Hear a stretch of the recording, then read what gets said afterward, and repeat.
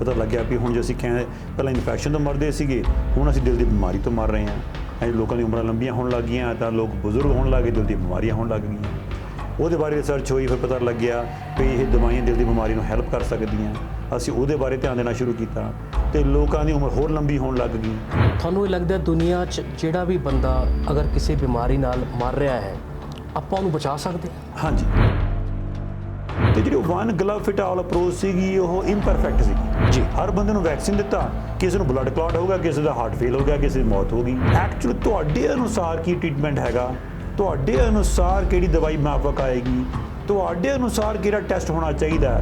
ਸੋ ਹਰ individual level ਦੇ ਉੱਪਰ ਤੁਹਾਡੇ ਅਨੁਸਾਰ ਹਰ ਡਿਸੀਜਨ ਲਿੱਤਾ ਜਾਵੇ। ਉਹਨੂੰ ਕਹਿੰਦੇ ਨੇ ਪਰਸਨਲਾਈਜ਼ ਹੈਲਥ ਕੇਅਰ, ਉਹਨੂੰ ਕਹਿੰਦੇ ਨੇ ਪ੍ਰੈਸੀਜਨ ਹੈਲਥ ਕੇਅਰ। ਤੁਸੀਂ ਅੱਜ ਬਾਇਓਐਰੋ ਨੂੰ ਫੋਨ ਕਰਕੇ ਪਤਾ ਕਰ ਸਕਦੇ ਹੋ ਤੁਹਾਨੂੰ ਬਿਮਾਰੀ ਹੈਗੀ ਤਾਂ ਕਿਉਂ ਹੈਗੀ। ਦੇਖੋ ਕਈ ਵਾਰ ਲੋਕ ਪੁੱਛਦੇ ਨੇ, ਦੇਖੋ ਮੈਨੂੰ ਬਿਮਾਰੀ ਹੋ ਗਈ, ਪਰ ਮੈਨੂੰ ਹੀ ਕਿਉਂ ਹੋਈ, ਮੇਰੇ ਦੋਸਤ ਨੂੰ ਨਹੀਂ ਹੋਈ, ਮੇਰੇ ਭਰਾ ਨੂੰ ਨਹੀਂ ਹੋਈ, ਮੇਰੀ ਭੈਣ ਨੂੰ ਨਹੀਂ ਹੋਈ, ਮੈਨੂੰ ਕਿਉਂ ਹੋਈ, ਮੇਰੇ ਪਰਿਵਾਰ ਦੇ ਵਿੱਚ ਹੋਈ। ਉਹਨਾਂ ਨੂੰ ਕੈਂਸਰ ਆ ਰਿਹਾ ਉਹਨਾਂ ਫਿਊਚਰ ਦੇ ਵਿੱਚ, ਉਹਨਾਂ ਦਿਲ ਦੀ ਬਿਮਾਰੀ ਆ ਰਹੀ ਹੈ ਉਹਨਾਂ ਫਿਊਚਰ ਦੇ ਵਿੱਚ, ਉਹਨਾਂ ਪਰਿਵਾਰ ਦੇ ਵਿੱਚ ਕਿਹੜੀ ਬਿਮਾਰੀ ਆ ਰਹੀ ਹੈ। ਜਨਮ ਪੱਤਰੀ ਲੋਕਾਂ ਦੀ ਚੈੱਕ ਕਰਦੇ ਆ ਵਿਆਹ ਤੋਂ ਪਹਿਲਾਂ, ਹੈ ਨਾ। ਆਪਾਂ ਕਿਉਂ ਚੈੱਕ ਕਰਦੇ ਹਾਂ ਵੀ ਇੱਕ ਹਸਬੈਂਡ ਵਾਈਫ ਦਾ ਮੇਲ ਹੋਏਗਾ ਹੀ ਨਹੀਂ ਹੋਏਗਾ। ਆਪਾਂ ਟੀਵੀ ਬਣਾ ਲੈਂਦੇ ਹਾਂ, ਸਾਰਾ ਕੁਝ ਚੈੱਕ ਕਰ ਲੈਂਦੇ ਹਾਂ ਪੰਡਤਾਂ ਕੋਲੇ ਜਾ ਕੇ। ਟੈਕਨੀਕਲੀ ਤਾਂ DNA ਟੈਸਟ ਕਰਾਓ। ਹੁਣ ਦੇਖੋ ਆਮ ਇਨਸਾਨ ਕਹਿੰਦਾ ਵੀ ਮੈਨੂੰ ਬ੍ਰੈਸਟ ਕੈਂਸਰ ਹੋ ਗਿਆ, ਮੈਨੂੰ ਪ੍ਰੋਸਟੇਟ ਕੈਂਸਰ ਹੋ ਗਿਆ। ਉਹ ਭਾਈ ਇਹ ਅੰਡਰਸਟੈਂਡ ਹੁਣ ਬਹੁਤ ਕਰਨਾ ਜ਼ਰੂਰੀ ਹੈ ਵੀ ਕਿਸ ਟਾਈਪ ਦਾ ਬ੍ਰੈਸਟ ਕੈਂਸਰ ਹੈ। ਕਿਉਂਕਿ ਜਸਟ ਕਹਿ ਦੇਣਾ ਵੀ ਬ੍ਰੈਸਟ ਕੈਂਸਰ ਹੋ ਗਿਆ ਇਜ਼ ਨੋਟ ਐਨਫ ਐਨੀਮੋਰ। ਅਸੀਂ ਕੀ ਕਰਦੇ ਹਾਂ ਅੱਜ ਕੱਲ੍ਹ, ਸਾਰਿਆਂ ਨੂੰ ਕੀਮੋਥੈਰੇਪੀ ਦੇ ਦਿਓ। ਪਰ ਜੇ ਤੁਸੀਂ ਕੈਂਸਰ ਦਾ ਟੈਸਟ ਕਰਾ ਲਓ ਤੇ ਉਹਦਾ ਕੈਂਸਰ ਸੀਕੁਐਂਸ ਕਰਾ ਲਓ ਵੀ DNA ਕਿਹੜਾ ਹੈ ਇਹ ਉਹਦਾ ਕੈਂਸਰ ਦਾ, ਤੇ ਤੁਹਾਨੂੰ ਸਿਰਫ ਐਗਜ਼ੈਕਟਲੀ ਉਹੀ ਦਵਾਈ ਦੇਣ ਦੀ ਲੋੜ ਹੈ। ਤੁਹਾਨੂੰ ਫਜ਼ੂਲ ਦੀ ਕੀਮੋ ਦੀ ਲੋੜ ਹੀ ਨਹੀਂ। ਕੈਨੇਡਾ ਦੇ ਵਿੱਚ ਅਸੀਂ ਬਹੁਤ ਪਿੱਛੇ ਹਾਂ, ਅਸੀਂ ਘੱਟੋ ਘੱਟ 10 ਤੋਂ 20 ਸਾਲ ਪਿੱਛੇ ਹਾਂ UK ਦੇ ਮੁਕਾਬਲੇ। ਪ੍ਰੋਸਟੇਟ ਸਿਰਫ ਬ੍ਰੈਸਟ ਕੈਂਸਰ ਦੀ ਟੈਸਟ ਸੀਕੁਐਂਸਿੰਗ ਕੈਪੈਸਿਟੀ ਨਹੀਂ ਹੈਗੀ ਇਹਨਾਂ ਕੋਲ, ਬਾਕੀ ਕੈਂਸਰਾਂ ਦੀ ਸੀਕੁਐਂਸਿੰਗ ਕੈਪੈਸਿਟੀ ਨਹੀਂ ਹੈਗੀ ਇਹਨਾਂ ਕੋਲ।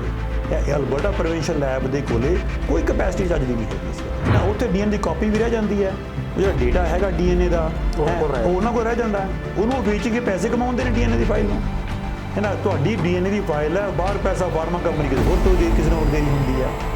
ਤੇ ਹੀ is struggling with prostate cancer. ਉਹ ਆਪਣੇ ਔਨਕੋਲੋਜਿਸਟ ਕੋਲ ਗਏ, ਮੇਰੇ ਸੀਨੀਅਰ ਡਾਕਟਰ ਸੀਗੇ ਜਿਹਨਾਂ ਨੂੰ ਸਿਖਾਇਆ ਕਾਰਡੀਓਲੋਜੀ ਵੀ ਵਿਨੀਪੈਗ ਦੇ ਵਿੱਚ। ਉਹ ਗਏ, ਉਹ ਕਹਿੰਦੇ ਵੀ ਆ ਮੈਂ ਇੱਦਾਂ ਕਰਕੇ ਸੀਕੁਐਂਸ ਕਰੋ ਮੇਰੇ ਕੈਂਸਰ ਦਾ। ਉਹ ਕਹਿੰਦੇ ਸਾਡੇ ਕੋਲ ਕੈਪੈਸਿਟੀ ਨਹੀਂ ਵਿਨੀਪੈਗ ਦੇ ਵਿੱਚ ਕਰਨ ਵਾਸਤੇ। ਤੇ ਉਹਨਾਂ ਨੇ ਔਨਕੋਲੋਜਿਸਟ ਨੂੰ ਕਿਹਾ ਵੀ ਤੁਸੀਂ ਸੈਂਪਲ ਭੇਜੋ ਮੋਲ ਦੀ ਲੈਬ ਨੂੰ, ਹੈ ਨਾ, ਵਿਨੀਪੈਗ ਤੋਂ। ਉਹ ਕਹਿੰਦਾ ਮੈਂ ਕਿਵੇਂ ਭੇਜਾਂ, ਤੁਸੀਂ ਮੈਨੂੰ ਨਹੀਂ ਪਤਾ।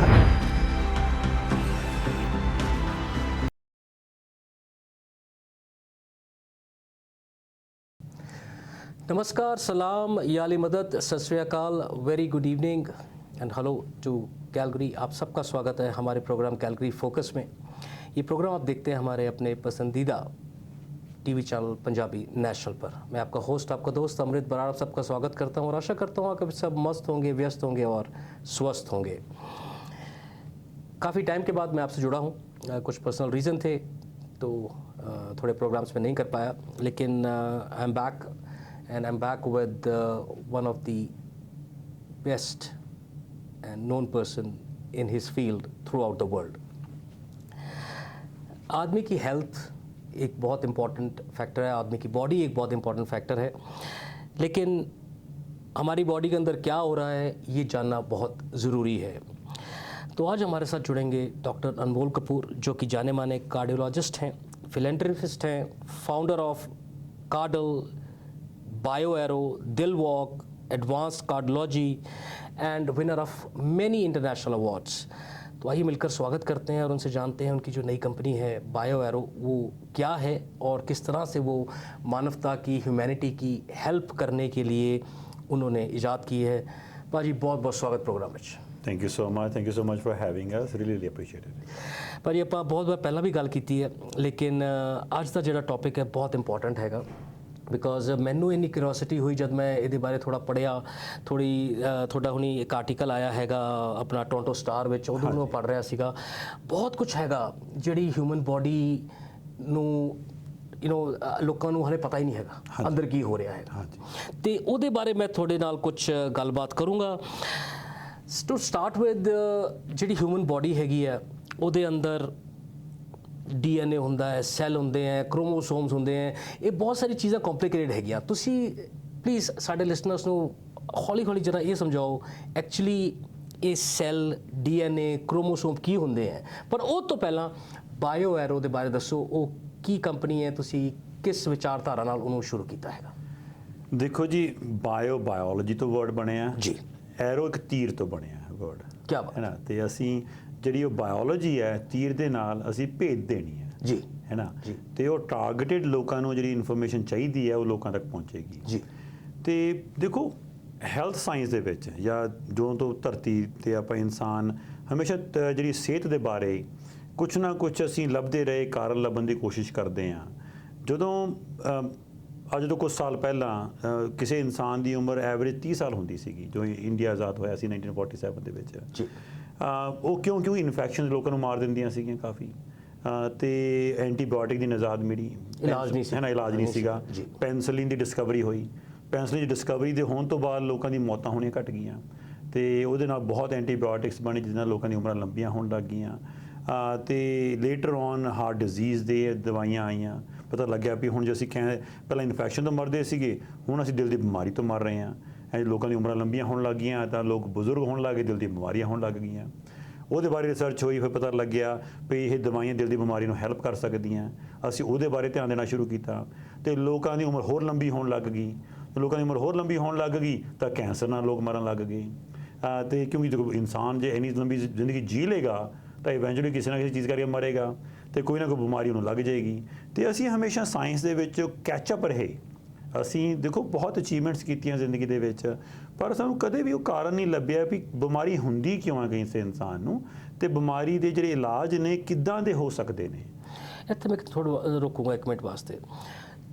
As per your study and as per your knowledge, ਤੁਹਾਨੂੰ ਇਹ ਲੱਗਦਾ ਦੁਨੀਆ 'ਚ ਜਿਹੜਾ ਵੀ ਬੰਦਾ ਅਗਰ ਕਿਸੇ ਬਿਮਾਰੀ ਨਾਲ ਮਰ ਰਿਹਾ ਹੈ, ਆਪਾਂ ਉਹਨੂੰ ਬਚਾ ਸਕਦੇ ਹਾਂ? ਹਾਂਜੀ।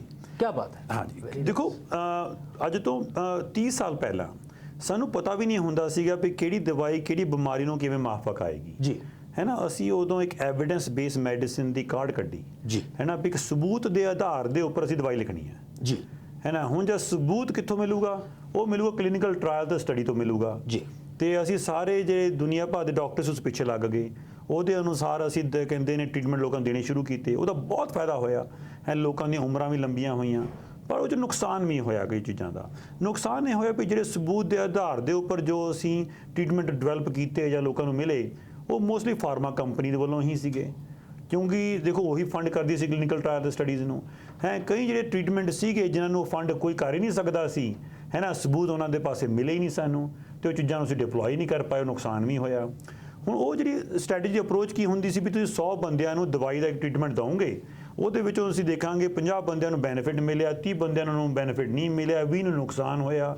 ਅਸੀਂ ਕੈਲਕੂਲੇਸ਼ਨ ਕਰਕੇ ਕਰ ਲੈਂਦੇ ਸੀਗੇ ਵੀ ਲਗਭਗ ਸਾਨੂੰ ਮੋਟਾ ਨਿਚੋੜ ਇਹ ਹੈਗਾ ਵੀ ਸਟੈਟਿਸਟਿਕਲੀ ਵੀ ਦਵਾਈ ਦਾ ਫਾਇਦਾ, ਇਹ ਦਵਾਈ ਦਾ ਫਾਇਦਾ ਨਹੀਂ ਹੈਗਾ, ਤਾਂ ਇਹ ਦਵਾਈ ਨੂੰ ਅਸੀਂ ਅਪਰੂਵ ਕਰੀਏ, ਦਵਾਈ ਨੂੰ ਅਪਰੂਵ ਨਾ ਕਰੀਏ ਉਹਦੇ ਬੇਸ ਦੇ ਉੱਪਰ। ਤੇ ਉਹ ਅਸੀਂ ਉਹਨੂੰ ਕਾਫੀ ਯੂਜ਼ ਕੀਤਾ। ਪਰ ਜਿਹੜੀ ਇੱਕ ਗਲਵ ਸਾਰਿਆਂ ਨੂੰ ਅਸੀਂ ਫਿੱਟ ਪਾਉਣ ਦੀ ਕੋਸ਼ਿਸ਼ ਕੀਤੀ, ਇੱਕੋ ਗਲਵ ਬਣਾ ਲਿਆ ਸਾਰਿਆਂ ਨੂੰ, ਇੱਕ ਮੀਡੀਅਮ ਲਾਰਜ, ਐਕਸਟਰਾ ਲਾਰਜ ਹੈ। ਜਿਹੜਾ ਬੰਦਾ ਮਿਲਿਆ ਉਹਨੇ ਗਲਵ ਪਾਈ ਜਾਓ, ਕਿਸੇ ਨੂੰ ਫਿੱਟ ਆਇਆ ਨਹੀਂ ਆਇਆ, ਕਿਸੇ ਨੂੰ ਲੂਜ਼ ਹੋ ਗਿਆ, ਕਿਸੇ ਨੂੰ ਟਾਈਟ ਹੋ ਗਿਆ, ਡਜ਼ਨਟ ਮੈਟਰ। ਤੇ ਜਿਹੜੀ ਵਨ ਗਲਵ ਫਿਟ ਆਲ ਅਪਰੋਚ ਸੀਗੀ ਉਹ ਇੰਪਰਫੈਕਟ ਸੀਗੀ ਜੀ। ਤੇ ਅਸੀਂ ਕੋਵਿਡ ਦੇ ਟਾਈਮ ਦੇ ਵਿੱਚ ਨੋਟ ਕੀਤਾ, ਹਰ ਬੰਦੇ ਨੂੰ ਵੈਕਸੀਨ ਦਿੱਤਾ, ਕਿਸੇ ਨੂੰ ਬਲੱਡ ਕਲੌਟ ਹੋ ਗਿਆ, ਕਿਸੇ ਦਾ ਹਾਰਟ ਫੇਲ ਹੋ ਗਿਆ, ਕਿਸੇ ਦੀ ਮੌਤ ਹੋ ਗਈ, ਪਰ ਹਰ ਕਿਸੇ ਦੀ ਨਹੀਂ ਹੋਈ। ਹੁਣ ਨੈਚੁਰਲੀ ਜੈਨੇਟਿਕਲੀ ਕਾਰਨ ਸੀ ਜਿਨ੍ਹਾਂ ਲੋਕਾਂ ਦੀ ਹੋਈ, ਪਰ ਸਾਨੂੰ ਸਮਝ ਨਹੀਂ ਸੀ ਉਸ ਚੀਜ਼ ਦੇ ਬਾਰੇ ਉਦੋਂ। ਤਾਂ ਹੁਣ ਅਸੀਂ ਇੱਕ ਨਵਾਂ ਏਰੇ ਦੇ ਵਿੱਚ ਐਂਟਰ ਕਰ ਰਹੇ ਹਾਂ, ਜਿਹਨੂੰ ਅਸੀਂ ਇੱਕ ਨਵੇਂ ਯੁੱਗ ਦੇ ਵਿੱਚ ਅਸੀਂ ਐਂਟਰ ਕਰ ਰਹੇ ਹਾਂ, ਉਹਨੂੰ ਅਸੀਂ ਕਹਿੰਦੇ ਪ੍ਰੈਸੀਜਨ ਹੈਲਥ। ਐਕਚੁਅਲੀ ਤੁਹਾਡੇ ਅਨੁਸਾਰ ਕੀ ਟ੍ਰੀਟਮੈਂਟ ਹੈਗਾ, ਤੁਹਾਡੇ ਅਨੁਸਾਰ ਕਿਹੜੀ ਦਵਾਈ ਮਾਫਕ ਆਏਗੀ, ਤੁਹਾਡੇ ਅਨੁਸਾਰ ਕਿਹੜਾ ਟੈਸਟ ਹੋਣਾ ਚਾਹੀਦਾ। ਸੋ ਹਰ ਇੰਡੀਵਿਜੂਅਲ ਲੈਵਲ ਦੇ ਉੱਪਰ ਤੁਹਾਡੇ ਅਨੁਸਾਰ ਹਰ ਡਿਸੀਜਨ ਲਿੱਤਾ ਜਾਵੇ। ਉਹਨੂੰ ਕਹਿੰਦੇ ਨੇ ਪਰਸਨਲਾਈਜ਼ ਹੈਲਥ ਕੇਅਰ, ਉਹਨੂੰ ਕਹਿੰਦੇ ਨੇ ਪ੍ਰੈਸੀਜਨ ਹੈਲਥ ਕੇਅਰ। ਤੇ ਅਸੀਂ ਇੱਕ ਨਵੇਂ ਯੁੱਗ ਦੇ ਵਿੱਚ ਜਾ ਰਹੇ ਹਾਂ। Bio Aero one of the leading companies ਜੋ ਤੁਹਾਨੂੰ ਯੁੱਗ ਦੇ ਵਿੱਚ ਲੈ ਕੇ ਜਾ ਰਹੀ ਹੈ। ਜੇ ਮੈਂ ਇਹਨੂੰ ਸੰਖੇਪ 'ਚ ਦੇਖਾਂ ਤੇ ਇੱਕ ਐਸੀ ਡਿਵਾਈਸ, ਇੱਕ ਐਸਾ ਤੀਰ ਜਿਹੜਾ ਤੁਸੀਂ ਕਿਹਾ ਹੈਗਾ, ਇੱਕ ਐਸੀ ਡਿਵਾਈਸ ਹੈਗੀ ਹੈ, device in the sense I'm just talking in a general, ਕਿ ਜਿਹੜੀ ਇਨਸਾਨ ਦੇ ਅੰਦਰ, ਕੋਈ ਵੀ ਜਿਹੜਾ ਇਨਸਾਨ ਹੈਗਾ, ਉਹਦੇ ਬਾਰੇ ਉਹ ਦੱਸ ਸਕੇਗੀ ਕਿ ਇਹਨੂੰ ਇਹ ਬਿਮਾਰੀ ਕਿਉਂ ਹੋਈ ਹੈ, ਕੀ ਇਹਦੀ ਦਵਾਈ ਹੈਗੀ ਹੈ, ਕਿਵੇਂ ਇਹਦੀ ਰੋਕਥਾਮ ਹੋ ਸਕਦੀ ਹੈ। ਤੁਸੀਂ ਅੱਜ ਬਾਇਓ ਐਰੋ ਨੂੰ ਫੋਨ ਕਰਕੇ ਪਤਾ ਕਰ ਸਕਦੇ ਹੋ ਤੁਹਾਨੂੰ ਬਿਮਾਰੀ ਹੈਗੀ ਤਾਂ ਕਿਉਂ ਹੈਗੀ। ਦੇਖੋ ਕਈ ਵਾਰ ਲੋਕ ਪੁੱਛਦੇ ਨੇ, ਦੇਖੋ ਮੈਨੂੰ ਬਿਮਾਰੀ ਹੋ ਗਈ, ਪਰ ਮੈਨੂੰ ਹੀ ਕਿਉਂ ਹੋਈ, ਮੇਰੇ ਦੋਸਤ ਨੂੰ ਨਹੀਂ ਹੋਈ, ਮੇਰੇ ਭਰਾ ਨੂੰ ਨਹੀਂ ਹੋਈ, ਮੇਰੀ ਭੈਣ ਨੂੰ ਨਹੀਂ ਹੋਈ, ਮੈਨੂੰ ਕਿਉਂ ਹੋਈ, ਮੇਰੇ ਪਰਿਵਾਰ ਦੇ ਵਿੱਚ ਹੋਈ। That's the biggest question people ask it. ਹੈ ਆਟੋਮਿਊਨ ਹੋ ਗਿਆ, ਆਟੋਮਿਊਨ ਕਿਉਂ ਹੋ ਗਿਆ, ਆਟੋਮਿਊਨ ਆਪਣੇ ਆਪ ਹੋ ਗਿਆ, ਹੈ ਨਾ। ਵੀ ਤੁਹਾਡਾ ਸਰੀਰ ਆਪਣੇ ਆਪ ਕਿਉਂ ਦੁਸ਼ਮਣ ਬਣ ਗਿਆ, ਵੀ ਮੇਰੇ ਭਰਾ ਦਾ ਤਾਂ ਨਹੀਂ ਬਣਿਆ, ਹੈ ਨਾ, ਤੇ ਮੇਰੀ ਭੈਣ ਦਾ ਨਹੀਂ ਬਣਿਆ। Same way- ਆਨਸਰ ਹੈ, ਅਸੀਂ ਦੇ ਸਕਦੇ ਹਾਂ ਤੁਹਾਨੂੰ ਅੱਜ। Same way like there are two people who are drinking every ਹਾਂਜੀ, डे राइट। ਹਾਂਜੀ। ਇੱਕ ਬੰਦੇ ਦੇ ਦੋਨੋਂ ਗੁਰਦੇ ਫੇਲ ਹੋ ਗਏ, ਹਾਂਜੀ। ਇੱਕ ਬੰਦਾ 90 ਸਾਲ ਤੱਕ ਜਿੰਦਾ ਰਿਹਾ। ਹਾਂਜੀ, ਕੁਝ ਨਹੀਂ ਹੋਇਆ, ਕੁਛ ਨਹੀਂ ਹੋਇਆ, ਹਾਂਜੀ। right? ਕਿਸੇ ਸਿਗਰਟਾ ਪੀ ਕੇ ਕੁਝ ਨਹੀਂ ਹੋਇਆ। Chain smoker ਸੀਗਾ, right? ਚੇਨ ਸਮੋਕਰ ਸੀਗਾ। ਹਾਂਜੀ। ਕਿਸੇ ਨੇ ਸਿਗਰਟ ਵੈਸੇ ਹੀ ਬਾਈ ਚਾਂਸ ਧੂਆਂ ਉਹਦੇ ਨੱਕ ਚਲਾ ਗਿਆ, ਬਾਈ ਚਾਂਸ ਉਹਨੂੰ ਕੈਂਸਰ ਹੋ ਗਿਆ, ਕੈਂਸਰ ਹੋ ਗਿਆ। ਹੈ ਨਾ। ਸੋ ਦੇਖੋ ਜੋ ਵੇਰੀਏਬਿਲਿਟੀਜ਼ ਨੇ ਬਹੁਤ ਨੇ। ਆਪਾਂ ਇਹ ਨਹੀਂ ਕਹਿ ਸਕਦੇ ਸਮੋਕ ਹਮੇਸ਼ਾ ਹੀ ਕਹਿੰਦੇ ਨੇ ਕੈਂਸਰ ਕਾਜ਼ ਕਰਦੀ ਹੈ। ਸਮੋਕ ਲਿੰਕਡ ਹੈਗੀ ਹੈ ਕੈਂਸਰ ਦੇ ਨਾਲ, ਪਰ ਕਈ ਲੋਕਾਂ ਨੂੰ ਕੈਂਸਰ ਹੋਇਆ ਹੀ ਨਹੀਂ ਅਜੇ ਹੋਇਆ ਤੱਕ, ਨਹੀਂ। ਹੈ ਨਾ। ਸੋ ਜਿਹੜੇ ਕਿ ਜੈਨੇਟਿਕ ਚੀਜ਼ਾਂ ਅੰਡਰਸਟੈਂਡਿੰਗ ਸੀਗੀਆਂ, ਸਾਨੂੰ ਪਤਾ ਹੀ ਨਹੀਂ ਸੀਗੀਆਂ। ਸੋ ਜਿਹੜੀ ਇੱਕ ਬਾਇਓਲੋਜੀ ਹੈਗੀ ਹੈ, ਜਿਹੜਾ ਕਿ DNA ਹੈਗਾ, ਹੈ ਨਾ, ਉਹਦੇ ਵਿੱਚ ਸਾਰੇ ਆਨਸਰ ਨੇ ਸਾਡੇ। ਤੇ ਅਸੀਂ ਉਹ ਜਿਹੜੀ ਐਬਿਲਿਟੀ ਸੀਗੀ ਡਾਊਨਲੋਡ ਕਰਨ ਦੀ ਸਾਡੇ ਕੋਲ ਨਹੀਂ ਸੀ, ਕਦੇ ਐਨਾਲਾਈਜ਼ ਕਰਨ ਦੀ ਐਬਿਲਿਟੀ ਨਹੀਂ ਸੀਗੀ ਸਾਨੂੰ, ਸਮਝਣ ਦੀ ਐਬਿਲਿਟੀ ਨਹੀਂ ਸੀਗੀ ਸਾਨੂੰ। ਤੇ ਹੁਣ ਸਾਨੂੰ ਹੈਗੀ ਹੈ। ਹੁਣ ਮੈਂ ਕਿਸੇ ਵੀ ਇਨਸਾਨ ਨੂੰ ਅੱਜ ਜੇ ਮੈਨੂੰ ਕੋਈ ਫੋਨ ਕਰੇ, ਬਾਇਓਰੋ ਫੋਨ ਕਰੇ, ਤੇ ਅਸੀਂ ਦੱਸ ਸਕਦੇ ਹਾਂ ਉਹਨਾਂ ਨੂੰ ਬਿਮਾਰੀ ਹੈਗੀ ਤਾਂ ਕਿਉਂ ਹੈਗੀ ਹੈ, ਬਿਮਾਰੀ ਦੇ ਕੀ ਇਲਾਜ, ਉਹਨਾਂ ਨੂੰ ਜੋ ਦਵਾਈ ਲੈ ਰਹੇ ਨੇ ਉਹ ਸਹੀ ਦਵਾਈ ਹੈ ਕਿ ਦਵਾਈ ਮਾਫਕ ਆਏਗੀ ਨਹੀਂ ਮਾਫਕ ਆਏਗੀ, ਦਵਾਈ ਵੈਸੇ ਹੀ ਲੈ ਰਹੇ ਨੇ, ਸ਼ਾਇਦ ਮਾਫਕ ਹੀ ਨਾ ਆਵੇ, ਸਾਈਡ ਇਫੈਕਟ ਫਜ਼ੂਲ ਦਾ ਲੈ ਰਹੇ ਨੇ ਉਹ, ਹੈ ਨਾ। ਤੇ ਜੇ ਉਸ ਤੋਂ ਬਾਅਦ ਦਵਾਈ ਦਾ ਕੀ ਹੋਰ ਫਿਊਚਰ ਦੇ ਵਿੱਚ ਉਹਨਾਂ ਦੀ ਜ਼ਿੰਦਗੀ 'ਚ ਕੀ ਆਏਗਾ। ਉਹਨਾਂ ਨੂੰ ਕੈਂਸਰ ਆ ਰਿਹਾ ਉਹਨਾਂ ਦੇ ਫਿਊਚਰ ਦੇ ਵਿੱਚ, ਉਹਨਾਂ ਦਿਲ ਦੀ ਬਿਮਾਰੀ ਆ ਰਹੀ ਹੈ ਉਹਨਾਂ ਦੇ ਫਿਊਚਰ ਦੇ ਵਿੱਚ, ਉਹਨਾਂ ਦੇ ਪਰਿਵਾਰ ਦੇ ਵਿੱਚ ਕਿਹੜੀ ਬਿਮਾਰੀ ਆ ਰਹੀ ਹੈ। ਆਪਾਂ ਜਨਮ ਪੱਤਰੀ ਲੋਕਾਂ ਦੀ ਚੈੱਕ ਕਰਦੇ ਹਾਂ ਵਿਆਹ ਤੋਂ ਪਹਿਲਾਂ, ਹੈ ਨਾ। ਆਪਾਂ ਕਿਉਂ ਚੈੱਕ ਕਰਦੇ ਹਾਂ ਵੀ ਇੱਕ ਹਸਬੈਂਡ ਵਾਈਫ ਦਾ ਮੇਲ ਹੋਏਗਾ ਹੀ ਨਹੀਂ ਹੋਏਗਾ। ਆਪਾਂ ਟੀਵੀ ਬਣਾ ਲੈਂਦੇ ਹਾਂ, ਸਾਰਾ ਕੁਝ ਚੈੱਕ ਕਰ ਲੈਂਦੇ ਹਾਂ ਪੰਡਤਾਂ ਕੋਲੇ ਜਾ ਕੇ। ਟੈਕਨੀਕਲੀ ਤੁਸੀਂ DNA ਟੈਸਟ ਕਰਾਓ, ਤੁਸੀਂ ਵਿਆਹ ਤੋਂ ਪਹਿਲਾਂ DNA ਇੱਕ ਦੂਜੇ ਚੈੱਕ ਕਰਕੇ ਦੇਖ ਲਓ ਵੀ ਪਰਿਵਾਰ ਦੇ ਵਿੱਚ ਤੁਸੀਂ ਕਿਹੜੀ ਬਿਮਾਰੀ ਲੈ ਕੇ ਆ ਰਹੇ ਹੋ ਤੇ ਕਿਹੜੀ ਬਿਮਾਰੀ ਤੋਂ ਛੱਡੋਗੇ ਬਾਹਰ। ਹੁਣ ਤੁਸੀਂ ਦੱਸ ਸਕਦੇ ਹੋ। ਇਹ ਨਵੇਂ ਆਈਡੀਆ ਨਾ ਦੋ ਲੋਕਾਂ ਨੂੰ। ਨਾ ਸੱਚਾਈ ਹੈ। ਤੁਸੀਂ ਵਿਆਹ ਤੋਂ ਪਹਿਲਾਂ ਮੁੰਡੇ DNA ਟੈਸਟ ਕਰਾ ਲਓ। But it's a very good idea. ਇਹ ਬਾਕੀ ਕੁੰਡਲੀਆਂ ਬਣਾਉਣ ਤੋਂ ਪਹਿਲਾਂ ਤੁਸੀਂ ਆਪਣਾ DNA ਟੈਸਟ ਕਰਾ ਲਓ, that how compatible you are. Exactly, and that's a very good thing. Mind ਦੇ ਵਿੱਚ ਬੱਚੇ ਤਾਂ ਉਹਨਾਂ ਨੇ ਪੈਦਾ ਕਰਨੇ ਨੇ। ਐਗਜ਼ੈਕਟਲੀ। ਤੁਹਾਡੀ ਜਿਹੜੀ ਨੈਕਸਟ ਨਸਲ ਆਣੀ ਹੈ ਉਹਨਾਂ ਚੋਂ ਆਉਣੀ ਹੈ, ਉਹ ਹੈਲਦੀ ਆਊਗੀ, ਬਿਮਾਰੀ ਲੈ ਕੇ ਆਊਗੀ। ਬਿਲਕੁਲ ਬਿਲਕੁਲ ਬਿਲਕੁਲ। ਸਰ ਜੀ, ਜਸਟ ਇਨ ਲੇਮਨ ਲੈਂਗੁਏਜ, ਇੱਕ ਹਿਊਮਨ ਬੋਡੀ ਹੈ, ਉਹਦੇ 'ਚ ਸੈੱਲ ਕੀ ਹੁੰਦੇ ਆ ਤੇ DNA ਕੀ ਹੁੰਦਾ ਤੇ ਕ੍ਰੋਮੋਸੋਮ ਕੀ ਹੁੰਦੇ ਆ। ਦੇਖੋ ਕ੍ਰੋਮੋਸੋਮ ਤੁਹਾਡੇ ਦੇਖੋ DNA ਪਾਰਟ ਆਫ ਕ੍ਰੋਮੋਸੋਮ ਹੁੰਦਾ ਹੈ, ਠੀਕ ਹੈ ਨਾ। ਤੇ ਜਿਹੜਾ ਤੁਹਾਡਾ ਸੈੱਲ ਹੈ, ਸੈੱਲ ਤਾਂ ਇੱਕ ਤਰੀਕੇ ਨਾਲ ਕਹਿ ਸਕਦੇ ਹੋ ਤੁਸੀਂ ਇੱਕ ਕੰਧਾਂ ਨੇ, ਇੱਕ ਕਹਿ ਲਓ ਇੱਟਾਂ ਨੇ ਜੀ, ਹੈ ਨਾ। ਇੱਟਾਂ ਦੇ ਵੱਖ-ਵੱਖ ਉਹਨਾਂ ਦੇ ਫੰਕਸ਼ਨਸ ਹੁੰਦੇ ਨੇ ਡਿਪੈਂਡਿੰਗ ਔਨ ਕਿਸੇ ਸੈੱਲ ਦਾ ਫੰਕਸ਼ਨ ਹੈਗਾ ਨਰਵ ਨੂੰ ਕਰਨਾ ਹੈ, ਇਲੈਕਟ੍ਰਿਸਿਟੀ ਨੂੰ ਕੰਡਕਟ ਕਰਨਾ। ਕਿਸੇ ਸੈੱਲ ਦਾ ਮਕਸਦ ਹੈਗਾ ਵੀ ਤੁਸੀਂ ਪਿਸ਼ਾਬ ਦਾ ਪੈਦਾ ਕਰਨਾ, ਕਿਸੇ ਸੈੱਲ ਦਾ ਮਕਸਦ ਹੈਗਾ ਵੀ ਸਕਿਨ ਨੂੰ ਪੈਦਾ ਕਰਨਾ, ਕਿਸੇ ਸੈੱਲ ਦਾ ਮਕਸਦ ਹੈ ਵੀ ਅੰਦਰੋਂ ਪ੍ਰੋਟੈਕਟਿਵ ਲੇਅਰ ਹੈ ਢਿੱਡ ਦੇ ਅੰਦਰ ਜਾਂ ਲੰਗਸ ਦੇ ਅੰਦਰ, ਉਹਨੂੰ ਪੈਦਾ ਕਰਨਾ, ਜਾਂ ਲੰਗਸ ਨੂੰ ਪੈਦਾ ਕਰਨਾ, ਜਾਂ ਲਿਵਰ ਨੂੰ ਪੈਦਾ ਕਰਨਾ। ਦੇਖੋ ਵੱਖ-ਵੱਖ ਤਰ੍ਹਾਂ ਦੇ ਸੈੱਲ ਸਾਡੀ ਜ਼ਿੰਦਗੀ ਦੇ ਵਿੱਚ ਹੁੰਦੇ ਨੇ। ਉਹ ਸੈੱਲ ਪੈਦਾ ਕਿਵੇਂ ਹੁੰਦੇ ਨੇ? ਉਹ ਪੈਦਾ ਜੋ ਹੁੰਦੇ ਨੇ, ਉਹ ਇੱਕ ਸਿਗਨਲ ਮਿਲਦਾ ਉਹਨਾਂ ਨੂੰ, ਹੈ ਨਾ, ਪੈਦਾ ਕਰਨ ਦਾ। ਉਹ ਸਿਗਨਲ ਕਿੱਥੋਂ ਮਿਲਦਾ ਹੈ? ਉਹ ਮਿਲਦਾ ਕਿ DNA ਤੋਂ। ਇੱਕ DNA ਦਾ ਸਿਗਨਲ ਹੁੰਦਾ, ਜੀਨਸ ਹੁੰਦੇ ਨੇ, ਹੈ ਨਾ। DNA ਦੇ ਵਿੱਚ ਜੀਨਸ ਹੁੰਦੇ ਨੇ ਵੱਖ-ਵੱਖ ਤਰ੍ਹਾਂ ਦੇ, 22,000 ਦੇ ਉੱਪਰ ਜੀਨਸ ਹੈਗੇ ਨੇ, ਤੇ ਹਰ ਜੀਨ ਦਾ ਵੱਖ-ਵੱਖ ਫੰਕਸ਼ਨ ਹੁੰਦੇ ਨੇ। ਉਹ ਜਿਹੜਾ ਇੱਕ ਮੈਸੇਜ ਹੈ, ਜੀਨ ਕਹਿੰਦਾ ਹੈ, ਜੀਨ ਜਾਗ ਜਾਂਦਾ। ਸਪੋਜ਼ ਕਰ ਲਓ ਅੱਜ ਮੈਂ ਇੱਕ ਕ੍ਰਿਮੀਨਲ ਮਾਈਂਡ ਇੱਕ ਬੰਦਾ ਹੈ ਤੇ ਉਹਨੇ ਕ੍ਰਾਈਮ ਕਰਨਾ ਹੈ ਨਾ। ਉਹ ਕਹਿੰਦਾ ਵੀ ਮੈਂ ਜਾਗ ਗਿਆ, ਮੈਂ ਕ੍ਰਾਈਮ ਕਰਕੇ ਆਉਣਾ, ਬੰਦਾ ਮਾਰ ਕੇ ਆਉਣਾ, ਤੇ ਉਹ ਇੱਕ ਮੈਸੇਜ ਦਿੰਦਾ ਕਿਸੇ ਨੂੰ, ਹੈ ਨਾ। ਉਹ ਜਿਹੜਾ ਮੈਸੇਜ ਹੈ, ਇੱਕ ਮੈਸੇਂਜਰ, ਇੱਕ RNA ਹੁੰਦਾ ਹੈ, DNA ਹੁੰਦਾ, ਇੱਕ RNA ਹੁੰਦਾ ਹੈ। ਇਹ ਜਿਹੜਾ ਮੈਸੇਂਜਰ RNA ਹੁੰਦਾ, ਮੈਸੇਜ ਲੈ ਕੇ ਜਾਂਦਾ ਸੈੱਲ ਕੋਲੇ ਜਾ ਕੇ, ਕਾਕਾ ਜਾ ਕੇ ਉਹਨੂੰ ਬੰਦਾ ਮਾਰ ਕੇ ਆਣਾ ਆਪਾਂ ਜਾ ਕੇ, ਹੈ ਨਾ। ਉਹ DNA ਮੈਸੇਜ ਕਿੱਥੋਂ ਆਇਆ ਜੀ? ਮੈਨੂੰ ਜੀਨ ਤੋਂ ਮੈਸੇਜ ਆਇਆ, ਜੀਨ ਨੇ ਮੈਸੇਜ ਦਿੱਤਾ, ਭਰਾਵਾ ਜਾ ਕੇ ਬੰਦਾ ਮਾਰਨਾ ਹੈ, ਸਿੰਪਲ ਲੈਂਗੁਏਜ ਦੇ ਵਿੱਚ।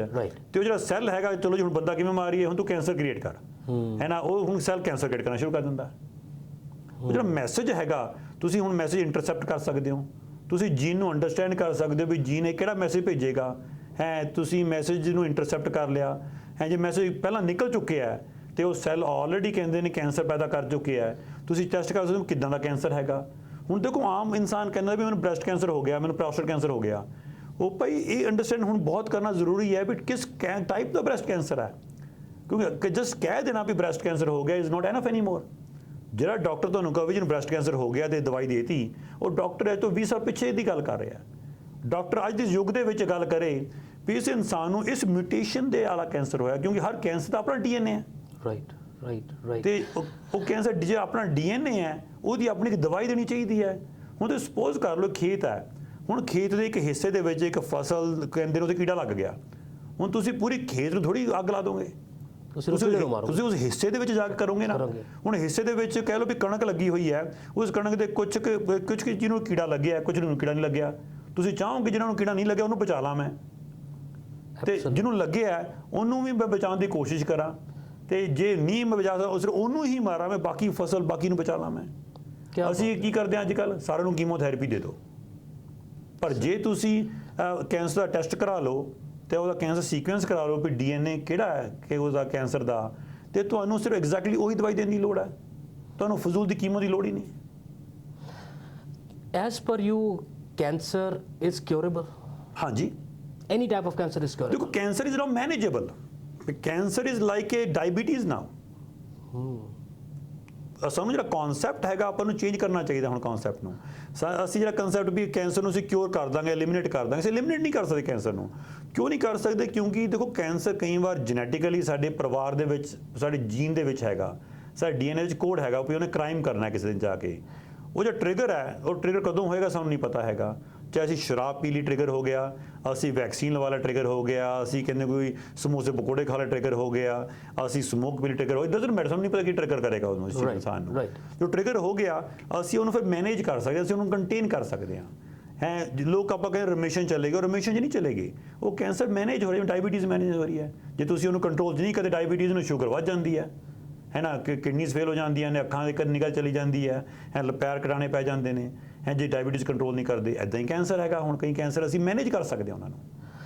It can be less harmful. ਹਾਂਜੀ, ਅਸੀਂ It can be more like ਬੰਦਾ ਉਹ ਬਿਮਾਰੀ ਨਾਲ, ਜਿਵੇਂ ਡਾਇਬੀਟਿਕ ਨਾਲ ਬੰਦਾ ਜਿੰਦਾ ਰਹਿੰਦਾ ਹੈ, ਪਰ ਇਹ ਹੁੰਦਾ ਨਾ ਕਿ ਬਈ ਜੇ ਤੁਹਾਨੂੰ ਕੈਂਸਰ ਹੋ ਗਿਆ ਤਾਂ ਤੁਸੀਂ ਮਰ ਹੀ ਜਾਣਾ ਹੈਗਾ। ਐਟਲੀਸਟ ਉਹ ਸਟੇਜ ਅੱਜ ਤੋਂ 50 ਸਾਲ ਪਹਿਲਾਂ ਡਾਇਬੀਟੀਜ਼ ਲੋਕ ਮਰਦੇ ਹੁੰਦੇ ਸੀਗੇ।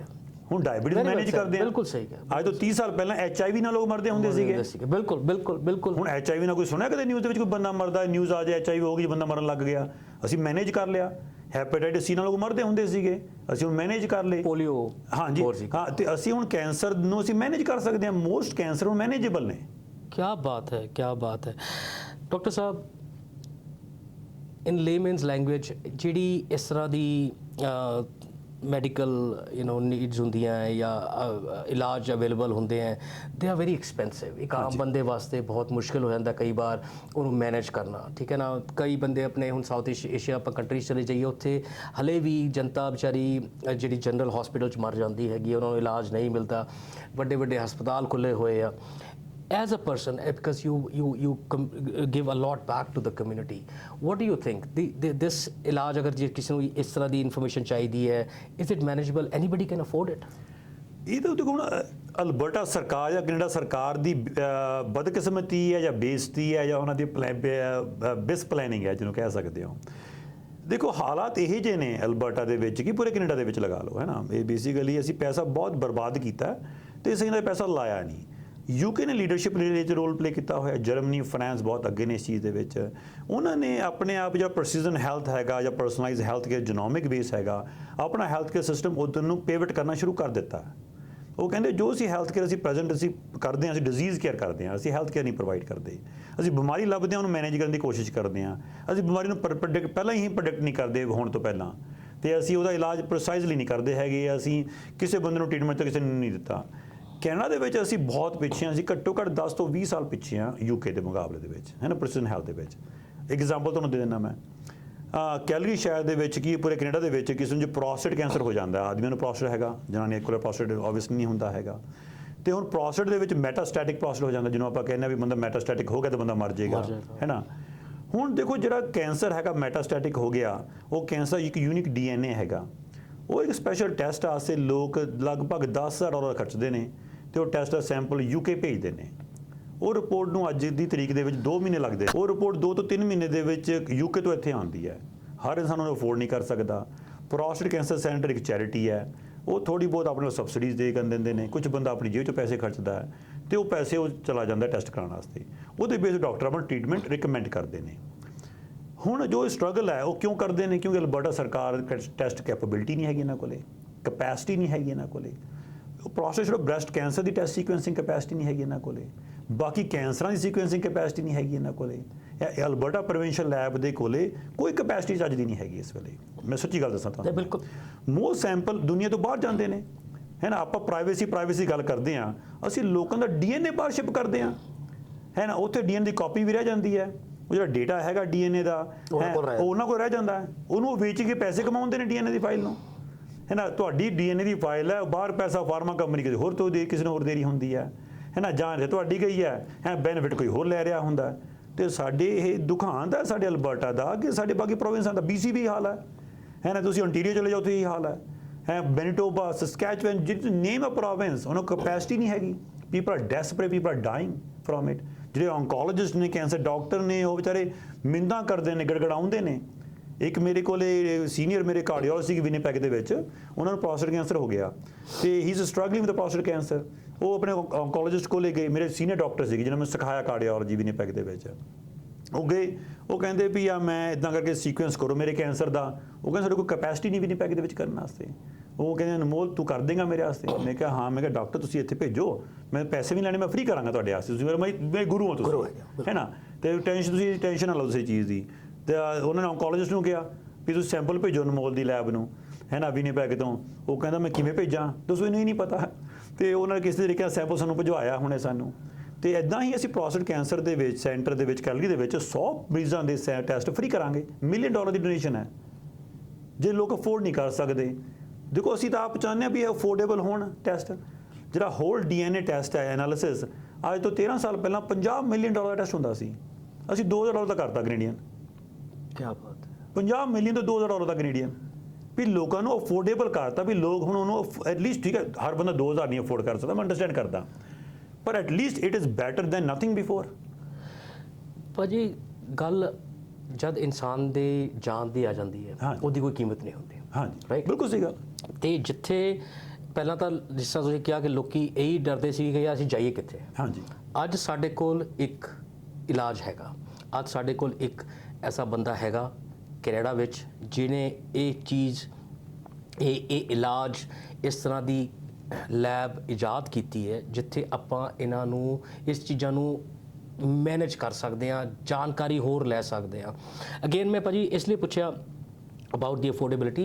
As you said, not everybody can afford, but as you said, you are there, you can help people, you can definitely tell them what can be done. ਤੇ ਜਦ ਤੱਕ ਆਪਾਂ ਜਾਵਾਂਗੇ ਨਹੀਂ, ਜਦ ਤੱਕ ਸਾਨੂੰ ਪਤਾ ਨਹੀਂ ਚੱਲੇਗਾ। So my voice is, please go and talk to him, please go and take their ਕਿ ਉਹ ਕੀ ਕਹਿਣਾ ਚਾਹੁੰਦੇ ਨੇ ਤੁਹਾਡੇ ਬਾਰੇ, ਤੁਸੀਂ ਕਿਸ ਤਰ੍ਹਾਂ ਆਪਣੇ ਆਪ ਨੂੰ ਇੱਕ ਅੱਛਾ ਜਿਹੜਾ ਤੁਹਾਡਾ ਸਰੀਰ ਹੈਗਾ, ਜਿਹੜੀ ਤੁਹਾਡੀ ਬੋਡੀ ਹੈਗੀ, ਉਹਨੂੰ ਕਿਸ ਤਰ੍ਹਾਂ ਫਿਟ ਰੱਖ ਸਕਦੇ ਹੈਗੇ ਹੋ। ਇਹ ਬਹੁਤ ਇੰਪੋਰਟੈਂਟ ਹੈਗਾ। And what doctor Anmol Kapoor is doing, it's a big example for many of us. ਕਿਉਂਕਿ ਅਗੇਨ ਤੁਹਾਡੀ ਜਿਹੜੀ ਬੋਡੀ ਹੈਗੀ ਹੈ, it is very important. Sir ਇੱਥੇ ਮੈਂ ਥੋੜੇ ਤੋਂ 2 ਮਿੰਟ ਹੋਰ ਲਾਉਂਗਾ, ਸਿਰਫ ਇਹ ਜਾਣਨਾ ਚਾਹੂੰਗਾ ਕਿ why we are so careless about our body. ਇਹ ਇਨਸਾਨ ਦੀ ਫਿਤਰਤ ਕਿਉਂ ਹੈ ਕਿ ਅਸੀਂ ਹਮੇਸ਼ਾ ਇਹ ਸੋਚਦੇ ਹਾਂ ਕਿ ਯਾਰ ਇਹ ਜਿਹੜੀ ਚੀਜ਼ ਹੈਗੀ ਨਾ, ਇਹਨੂੰ ਆਪਾਂ ਬਾਅਦ 'ਚ ਦੇਖਾਂਗੇ, ਆਪਾਂ ਗੱਡੀਆਂ ਲੈ ਲਈਏ, ਆਪਾਂ ਘਰ ਵੱਡੇ ਕਰ ਲਈਏ, ਆਪਣਾ ਜਿਹੜਾ ਸਰੀਰ ਹੈਗਾ ਨਾ, ਉਹ 'ਤੇ ਆਪਾਂ 2 ਰੁਪਏ ਖਰਚ ਕੇ ਖੁਸ਼ ਨਹੀਂ ਹੈਗੇ ਆ। ਤੁਸੀਂ ਇੱਕ ਇੰਨੀ ਵੱਡੀ ਇਜਾਦ ਕੀਤੀ ਹੈ, ਇੰਨਾ ਵੱਡਾ ਉਪਰਾਲਾ ਕੀਤਾ ਹੈ, ਜਿਵੇਂ ਤੁਸੀਂ ਖੁਦ ਕਿਹਾ ਕਿ ਹਲੇ ਕੈਨੇਡੀਅਨ ਗਵਰਨਮੈਂਟ ਕੋਲ ਇੰਨੇ ਸਹੂਲਤ ਨਹੀਂ ਹੈਗੇ ਜਿਹੜਾ ਤੁਸੀਂ ਲੋਕਾਂ ਨੂੰ ਦੇ ਰਹੇ ਹੋ। Again, affordability or money is separate, but why we are so careless as a human being about our own self? ਦੇਖੋ ਇਹ ਸਾਡੀ ਹੈਬਿਟਸ ਨੇ। ਦੇਖੋ ਅਸੀਂ ਨਾ ਡਿਨਾਈਲ ਦੇ ਫੇਜ਼ ਦੇ ਵਿੱਚ ਜ਼ਿਆਦਾਤਰ ਹੁੰਦੇ ਹਾਂ ਇਨਸਾਨ। ਸਾਨੂੰ ਲੱਗਦਾ ਵੀ ਅਸੀਂ ਹਮੇਸ਼ਾ ਜ਼ਿੰਦਾ ਰਹਾਂਗੇ ਧਰਤੀ ਤੇ, ਹੈ ਨਾ, ਅਸੀਂ ਕਦੇ ਮਰਾਂਗੇ ਨਹੀਂ। ਤੇ ਉਹ ਜਿਹੜੀ ਡਿਨਾਈਬਿਲਿਟੀ ਹੈ ਤੇ ਇਗਨੋਰੈਂਸ ਹੈ ਵੀ ਅਸੀਂ ਭੁੱਲ ਜਾਈਏ, ਹੈ ਨਾ, ਧਿਆਨ ਨਾ ਦਈਏ, ਹੈ ਨਾ, that plays a huge role in that. ਦੇਖੋ ਇਸੇ ਕਰਕੇ ਅਸੀਂ ਬਿਮਾਰੀਆਂ ਲੈ ਲੈਂਦੇ, ਇਸੇ ਕਰਕੇ ਅਸੀਂ ਮੋਟੇ ਵੀ ਹੋ ਜਾਂਦੇ, ਇਸ ਕਰਕੇ ਅਸੀਂ ਗਲਤ ਡਿਸੀਜ਼ਨ ਵੀ ਲੈ ਲੈਂਦੇ ਹਾਂ। It's a part of our life, ਹੈ ਨਾ। ਹਰ ਇਨਸਾਨ ਸੇਮ ਨਹੀਂ ਹੈਗਾ, ਉਂਗਲਾਂ ਸੇਮ ਨਹੀਂ ਹੈਗੀਆਂ। ਹਰ ਬੰਦਾ ਆਪਣੀ ਡਿਫਰੈਂਟ ਐਨਵਾਇਰਨਮੈਂਟ ਦੇ ਵਿੱਚੋਂ ਨਿਕਲਦਾ। ਤੁਸੀਂ 5 ਬੱਚਿਆਂ ਨੂੰ ਸੇਮ, ਚਾਹੇ DNA ਦੇ ਬੱਚੇ ਕਲੋਨ ਕੀਤੇ ਹੋਣ, ਹੈ ਨਾ, ਚਾਹੇ 2 ਟਵਿਨ ਨੇ, ਹੈ ਨਾ, ਜੇ ਤੁਸੀਂ ਦੋਨਾਂ ਟਵਿਨਸ ਨੂੰ ਚੱਕ ਕੇ ਕਿਸੇ ਹੋਰ 2 ਘਰਾਂ ਦੇ ਵਿੱਚ ਵੱਡੇ ਕਰੋਗੇ, ਹੈ ਨਾ, ਡਿਫਰੈਂਟ ਐਨਵਾਇਰਨਮੈਂਟ 'ਚ ਵੱਡੇ ਹੋ ਰਹੇ ਨੇ, ਤੇ ਉਹ ਡਿਫਰੈਂਟ ਸੋਚ ਲੈ ਕੇ ਵੱਡੇ ਹੋਣਗੇ, ਡਿਫਰੈਂਟ ਹੈਬਿਟਸ ਲੈ ਕੇ ਵੱਡੇ ਹੋਣਗੇ। 100%। So environment plays a huge role, parents plays a huge role. ਤੇ ਉਹ ਜਿਸ ਪੇਰੈਂਟ ਜਿਸ ਤਰੀਕੇ ਨਾਲ ਰਹੇ ਨੇ, ਜੋ ਉਹਨਾਂ ਨੇ ਪ੍ਰੀਵੈਂਟਿਵ ਕੇਅਰ ਵੱਲ ਧਿਆਨ ਦਿੱਤਾ, ਬੱਚੇ ਵੀ ਧਿਆਨ ਦੇਣਗੇ। ਜੇ ਪੇਰੈਂਟਸ ਨੇ ਗਲਤ ਡਿਸੀਜ਼ਨ ਲਏ ਨੇ, ਬੱਚੇ ਵੀ ਗਲਤ ਡਿਸੀਜ਼ਨ ਲੈਣਗੇ। ਇਹ ਹੈਬਿਟਸ ਨੇ। ਜੇ ਮਾਂ-ਬਾਪ ਸ਼ਰਾਬ ਰੋਜ਼ ਪੀਂਦੇ ਨੇ ਘਰ ਦੇ ਵਿੱਚ, ਬੱਚਾ ਵੀ ਜ਼ਿਆਦਾਤਰ ਚਾਂਸ ਹੈ ਸ਼ਰਾਬੀ ਹੋਏਗਾ, ਸ਼ਰਾਬ ਹੋ ਜਾਏ। ਬਿਲਕੁਲ ਬਿਲਕੁਲ, ਠੀਕ ਹੈ ਨਾ। So environment plays a huge role in that. So ਆਪਾਂ ਨੂੰ ਇੱਕ ਐਨਵਾਇਰਨਮੈਂਟ ਚੇਂਜ ਕਰਨ ਦੀ ਲੋੜ ਹੈ। ਤੇ ਸਾਨੂੰ ਇਹ ਸਮਝਣ ਦੀ ਲੋੜ ਹੈ ਵੀ ਜੋ ਕਾਰ ਹੈ ਨਾ, ਆਪਾਂ ਕਾਰ ਪ੍ਰੀਵੈਂਟਿਵ ਕੇਅਰ ਹੈ। ਆਪਾਂ ਕਾਰ, ਜਦੋਂ ਕਾਰ ਕੰਪਨੀਜ਼ ਨੇ ਫ੍ਰੀ ਇਨਕਲੂਡ ਸ਼ੁਰੂ ਕਰ ਲਿਆ, ਤਾਂ ਆਪਾਂ ਕਾਰ ਲਿਜਾਣਾ ਸ਼ੁਰੂ ਕਰਤਾ ਮਕੈਨਿਕ ਕੋਲੇ, ਹੈ ਨਾ। ਵੀ ਹੁਣ ਉਹਦਾ ਇੰਟਰਸਟ ਕੀ ਸੀਗਾ ਵੀ ਉਹਨਾਂ ਦੀ ਕਾਰ ਮੇਨਟੇਨ ਰਹੇਗੀ, ਜ਼ਿਆਦਾ ਦੇਰ ਰਹੇਗੀ, ਕਸਟਮ ਬ੍ਰਾਂਡ ਬਣੇਗਾ, ਹੈ ਨਾ। ਪਰ ਜਦੋਂ ਉਸ ਤੋਂ ਪਹਿਲਾਂ ਜੋ ਲੋਕ ਕੀ ਕਰਦੇ ਸੀ, ਲੋਕ ਕਾਰ ਲੈ ਕੇ ਨਹੀਂ ਜਾਂਦੇ ਸੀ ਮੇਨਟੇਨੈਂਸ ਵਾਸਤੇ ਵੀ ਪੈਸੇ ਲੱਗਣਗੇ। ਉਹੀ ਡਰਾਮੇ ਕਰਦੇ ਨੇ, ਝੂਠ ਬੋਲਦੇ ਨੇ ਸ਼ਾਇਦ ਇਹ ਉਹੀ ਫਿਲਟਰ ਚੇਂਜ ਕਰਦਾ ਕੁਝ ਨਹੀਂ ਹੋਣਾ, ਤੇਲ ਚੇਂਜ ਕਰਦਾ ਕੁਝ ਨਹੀਂ ਹੋਣਾ, ਜਦ ਕਿ those things play important role in maintenance of car. Absolutely ਉਹ ਨਾ ਕਾਰ ਦਾ ਬ੍ਰਾਂਡ ਖਰਾਬ ਹੁੰਦਾ ਸੀ, ਮਰੂਤੀ ਖਰਾਬ ਹੈ ਜੀ, ਹੋਂਡਾ ਖਰਾਬ ਹੈ ਜੀ, ਇਹ ਖਰਾਬ ਹੈ, ਟੈਕਨੀਕਲੀ ਲੋ ਰਿਸਪੌਂਸਿਬਿਲਿਟੀ ਕੋ ਲੈਂਦਾ ਨਹੀਂ ਸੀ ਆਪਣੇ ਤੇ ਵੀ ਮੈਂ ਮੇਨਟੇਨੈਂਸ ਕਰਾਉਣ ਵਾਸਤੇ ਨਹੀਂ ਉੱਥੇ ਗਿਆ ਟਾਈਮ ਦੇ ਉੱਪਰ। what I feel crux of the story is doctor ਸਾਹਿਬ ਕਿ ਇਨਸਾਨ ਨੂੰ ਸਭ ਤੋਂ ਪਹਿਲਾਂ ਆਪਣਾ ਸਰੀਰ ਦੇਖਣਾ ਹੈ, ਤੇ ਸਾਡੇ ਕੋਲ ਅੱਜ ਡਾਕਟਰ ਅਨਮੋਲ ਕਪੂਰ ਤੇ ਉਹਨਾਂ ਦੀ ਟੀਮ ਹੈਗੀ ਆ ਜਿਹੜੇ ਸਾਡੇ ਲਈ have brought up these kind of innovations, ਜਿੱਥੇ ਆਪਾਂ ਆਪਣੀ ਬਿਮਾਰੀਆਂ ਨੂੰ ਕਰਬ ਕਰ ਸਕਦੇ ਹਾਂ, ਮੈਨੇਜ ਕਰ ਸਕਦੇ ਹਾਂ, ਵੱਡੇ ਇਲਾਜਾਂ ਤੋਂ ਜਾਣ ਤੋਂ ਪਹਿਲਾਂ ਜਾਣ ਲਈਏ ਕਿ ਅਸੀਂ ਉਹ ਇਲਾਜ ਜਿਹੜੇ ਹੈਗੇ ਉਹ ਸਾਡੇ ਵਾਲੇ ਸੂਟੇਬਲ ਹੈਗੇ ਕਿ ਨਹੀਂ, ਤਾਂ ਕਿ ਜਿਹੜਾ ਇੱਕ ਸੂਟੇਬਲ ਇਲਾਜ ਹੈ ਉਹ ਪ੍ਰੋਪਰਲੀ ਸਾਨੂੰ ਦਿੱਤਾ ਜਾਵੇ।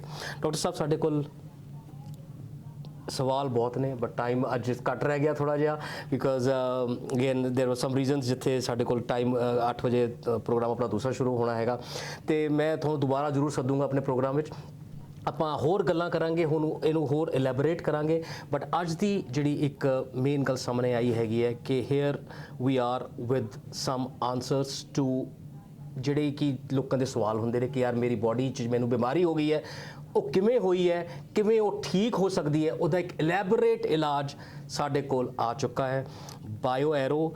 ਤੇ ਮੈਂ ਕਹਿਣ 'ਚ ਮੈਨੂੰ ਕੋਈ ਸ਼ਰਮ ਨਹੀਂ ਹੈਗੀ, ਬਹੁਤ ਵਧੀਆ ਗੱਲ ਮੈਂ ਕਿਸੇ ਰਿਪੀਟ ਕਰ ਰਿਹਾ, unleashing the power of genomics revolutionising men's health with bio arrow testing. ਤੁਸੀਂ ਜ਼ਰੂਰ ਅਨਮੋਲ ਕਪੂਰ ਜੀ ਨਾਲ ਗੱਲ ਕਰੋ, ਉਹਦੀ ਟੀਮ ਨਾਲ ਗੱਲ ਕਰੋ, ਤੇ ਕਿਸੇ ਵੀ ਤਰ੍ਹਾਂ ਦੀ ਬਿਮਾਰੀ ਹੈ ਜਾਂ ਕਿਸੇ ਵੀ ਤਰ੍ਹਾਂ ਦੀ ਤੁਸੀਂ ਟੈਸਟ ਕਰਾਉਣਾ ਚਾਹੁੰਦੇ ਹੋ, ਜਿਵੇਂ ਡਾਕਟਰ ਸਾਹਿਬ ਨੇ ਕਿਹਾ, ਤੁਸੀਂ ਜ਼ਰੂਰ ਉੱਥੇ ਪਹੁੰਚੋ। ਡਾਕਟਰ ਸਾਹਿਬ, before we end today's programme, ਕੀ ਮੈਸੇਜ ਹੈ ਲੋਕਾਂ ਵਾਸਤੇ? ਦੇਖੋ, ਕੁਦਰਤ ਨੇ ਤੁਹਾਨੂੰ DNA ਦਿੱਤਾ ਹੈ, ਤੁਹਾਨੂੰ ਸਿਹਤ ਦਿੱਤੀ ਹੈ, ਸਰੀਰ ਦਿੱਤਾ ਹੈ, ਇਹਦਾ ਧਿਆਨ ਰੱਖੋ। ਤੇ ਇਹਦੀਆਂ ਜਿਹੜੀ ਚਾਬੀ ਹੈ, ਇਹ ਹੁਣ ਚਾਬੀ ਅਸੀਂ ਡਾਊਨਲੋਡ ਕਰਕੇ ਤੁਹਾਨੂੰ ਸਮਝਾ ਸਕਦੇ ਹਾਂ। ਤੁਹਾਨੂੰ ਧੱਕੇ ਖਾਣ ਦੀ ਲੋੜ ਨਹੀਂ, ਤੇ ਪੰਡਤਾਂ ਕੋਲੇ ਪਹਿਲਾਂ ਜਾਂਦੇ ਸੀਗੇ, ਤੁਹਾਨੂੰ ਪਤਾ ਨਹੀਂ ਸੀਗਾ, ਹੈ ਨਾ। ਤੇ ਹੁਣ ਤੁਸੀਂ ਸਿੱਧਾ ਸਾਇੰਸ ਕੋਲੇ ਆਓ, ਹੈ ਨਾ, ਆਪਣਾ DNA ਸੀਕੁਐਂਸ ਕਰਾਓ, ਤੇ ਜੋ ਤੁਹਾਨੂੰ ਬਿਮਾਰੀਆਂ ਹੈਗੀਆਂ ਕਿਉਂ ਹੈਗੀਆਂ ਹੈ, ਉਹਨਾਂ ਦੇ ਕੀ ਇਲਾਜ ਹੋ ਸਕਦੇ ਨੇ, ਕਿਹੜੇ ਨੁਕਸਾਨ ਨੇ ਦਵਾਈਆਂ ਦੇ, ਕੀ ਬੈਨੀਫਿਟ ਨੇ ਦਵਾਈਆਂ ਦੇ। ਜੇ ਕੋਲੈਸਟਰੋਲ ਦੀ ਗੋਲੀ ਤੁਸੀਂ ਖਾ ਰਹੇ ਹੋ, ਕਿਉਂ ਖਾ ਰਹੇ ਹੋ, ਉਹਦਾ ਬੈਨੀਫਿਟ ਹੈਗਾ ਹੋਵੇ ਕਿ ਨਹੀਂ ਹੈਗਾ। ਜੇ ਤੁਸੀਂ ਟੈਸਟ ਕਰਾ ਲਓਗੇ ਤਾਂ ਤੁਹਾਨੂੰ ਦੱਸ ਸਕਦੇ ਇਨਫੋਰਮੇਸ਼ਨ। ਉਹਦੇ ਬਾਅਦ ਤੁਸੀਂ ਬਾਇਓ ਐਰੋ ਵੈਬਸਾਈਟ ਤੇ ਜਾਓ, bioaro.com। ਤੁਸੀਂ ਫੋਨ ਨੰਬਰ ਤੇ ਉਹਨਾਂ ਨੂੰ ਫੋਨ ਕਰ ਸਕਦੇ ਹੋ, 403 250 2221 ਦੇ ਉੱਪਰ। ਉੱਥੇ ਪੰਜਾਬੀ ਬੋਲ ਲਈ ਦੇ ਵਿੱਚ ਵੀ ਸਾਡੇ ਕੋਲ ਸਟਾਫ ਹੈ, ਗੱਲ ਕਰ ਸਕਦਾ, ਤਾਂ ਸਮਝਾ ਸਕਦਾ ਹੈ, ਇੰਗਲਿਸ਼ ਦੇ ਵਿੱਚ ਸਮਝਾ ਸਕਦੇ ਨੇ, ਹਿੰਦੀ 'ਚ ਸਮਝਾ ਸਕਦੇ ਨੇ। ਸਾਡੇ ਕੋਲ ਬਹੁਤ ਸਾਇੰਟਿਸਟ ਹੈਗੇ ਇੰਡੀਆ ਤੋਂ, ਪਾਕਿਸਤਾਨ ਤੋਂ, ਬਾਕੀ ਥਾਵਾਂ ਸਾਡੇ ਨਾਲ ਕੰਮ ਕਰ ਰਹੇ ਨੇ। ਜੁੜੋ ਤੇ ਪਰਿਵਾਰ ਨੂੰ, ਆਪਣੇ ਬੱਚਿਆਂ ਨੂੰ ਇਹ ਸਹੂਲਤ ਪ੍ਰੋਵਾਈਡ ਕਰੋ। ਤੁਹਾਡੇ ਹੱਥਾਂ ਦੇ ਵਿੱਚ, ਸਰਕਾਰ ਦੀ ਵੇਟ ਨਾ ਕਰੋ ਕਿ ਸਰਕਾਰ ਕਦੋਂ ਆਊਗੀ, ਕਦੋਂ ਕਰੂਗੀ, ਉਹ ਤੁਹਾਡੀ ਜਾਨ ਚਲੀ ਜਾਣੀ, ਜਾਂ ਤਾਂ ਤੁਹਾਡੀ ਹੋਈ ਹੈ। ਸੋ ਇਸ ਕਰਕੇ ਤੁਸੀਂ ਆਪਣਾ ਰਿਸਪੌਂਸਿਬਿਲਿਟੀ ਆਪਣੀ ਸਿਹਤ ਦੀ, ਆਪਣੇ ਪਰਿਵਾਰ ਦੀ ਆਪਣੇ ਉੱਪਰ ਲਓ। ਕਿਆ ਬਾਤ ਹੈ। To end this, health is wealth, ਤੇ ਅੱਜ ਸਾਡੇ ਕੋਲ ਸੋਲਿਊਸ਼ਨਸ ਹੈਗੇ ਆ, ਸਾਇੰਸ ਹੈਗੀ ਹੈ, ਜਿਹੜੇ ਡਾਕਟਰ ਅਨਮੋਲ ਕਪੂਰ ਜੀ ਤੇ ਉਹਨਾਂ ਦੀ ਜਿਹੜੀ ਟੀਮ ਹੈ ਉਹ ਲੈ ਕੇ ਆਈ ਹੈ। ਪ੍ਰੋਗਰਾਮ ਖਤਮ ਕਰਨ ਤੋਂ ਪਹਿਲਾਂ ਮੈਂ ਇਹੀ ਕਹੂੰਗਾ ਕਿ ਹਰ ਪ੍ਰੋਗਰਾਮ ਸਿਰਫ ਬ੍ਰੇਕਿੰਗ ਨਿਊਜ਼ ਨਹੀਂ, ਬਹਿਸ ਨਹੀਂ, ਹੰਗਾਮਾ ਨਹੀਂ, ਇਹ ਟੀਵੀ ਸ਼ੋਅ ਹੈ ਤੁਹਾਡੀ ਆਵਾਜ਼ ਦਾ, ਤੁਹਾਡੇ ਮੁੱਦੇ ਦਾ, ਤੁਹਾਡੇ ਜਜ਼ਬਾਤ ਦੇ ਸਾਥ ਸਾਥ ਤੁਹਾਡੇ ਭਰੋਸੇ ਦਾ, ਕਿਉਂਕਿ ਤੁਹਾਡਾ ਭਰੋਸਾ ਸਾਡੀ ਜ਼ਿੰਮੇਵਾਰੀ ਹੈ, ਉਮੀਦ ਆਪकी कोशिश हमारी है। Thank you.